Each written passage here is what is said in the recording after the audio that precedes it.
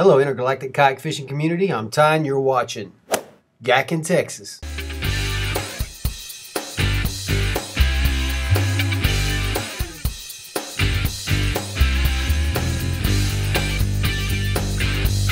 Hey everybody, I'm Ty. Welcome back to Yak in Texas. I've had a lot of comments and questions on 30 Miles Out about BTB, Beyond the Breakers, fishing offshore in a kayak. There seems to be a lot of stir about it. People want to know how, when, why, and where. So today I'd just like to cover a couple of things about how to do it, to leave the beach and hit the rig. I'd like everybody to comment below and add your 2 cents. I'm not a pro at it. I just do it a good bit with my friends. We hit the rigs. We have a lot of fun. These are some of the things that make it more effective and some of the things that make it safer. One thing that I always like to have and make sure that everybody that is with me has is a cell phone. Fully charged cell phone. I try to tell everybody, charge your cell phone. Personally, I turn mine off and leave it fully charged. Put it in a Ziploc, put it in a watertight container, one of those plastic gasket containers, then put it inside the yak somewhere. I spent about 5 years in a 22-foot boat running rigs. I'd run 100 miles a day sometimes. So I got to see a lot of the sketchy things that happen. You've got several guys out there. One guy's got AT&T, one guy's got Verizon, one guy's got a Cricket phone. Everybody's got different kinds of services, which is an asset. And those rigs, there's a lot of people working out there on those rigs, so there's a lot of, you go in and out of good reception, bad reception, good reception, all the way out 100 miles out. So having fully charged cell phones turned off in the yak is a big safety feature. Obviously a good PFD. Spend a little bit of money on a good PFD that's a bright color. They don't weigh anything, they just add more buoyancy to your yak. Throw another one in the hull, it can't hurt.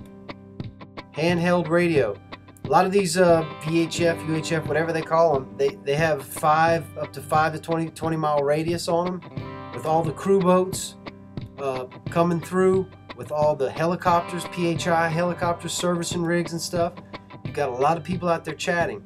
If you're within 5 miles of somebody, you can pick somebody up if you got into trouble. A lot of them have no weather radio on them.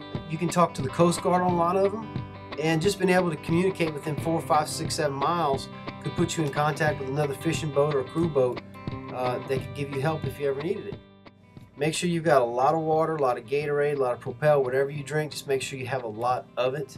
Even if it's not being kept cold, keep some in the hull, keep some in the cooler.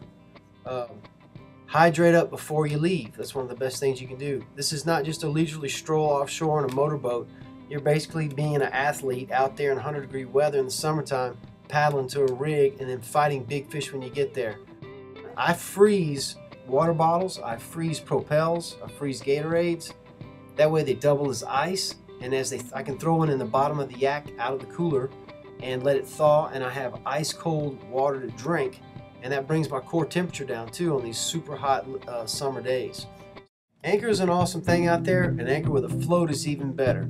It's kind of your island. It's kind of something. There's a lot of current running by those rigs. You don't always want to have to be paddling. If you have a float on an anchor, you throw the anchor out, get it to grab. Then you put the buoys there. You can always get up to it and hook up to that buoy and just sit and fish for a while. If you want to go troll, unhook. You hang a fish, you want to fight him, unhook, go off, come back, hook up to the buoy, take a nap, relax, whatever. You've got that little island there for you, just waiting for you if you need to rest. Otherwise, you're just going to be drifting off with the current, when you stop.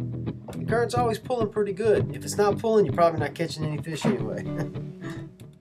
If you're ever offshore and just your yak starts leaking, you want to be able to easily bail water. One of the best things is a little suction bilge. Dollar store has them for squirting in the pool. A few safety things. I like everybody to throw in some things that they think are critical for doing BTB offshore. Add some more below, and we'll catch you right here next time on Yak in Texas.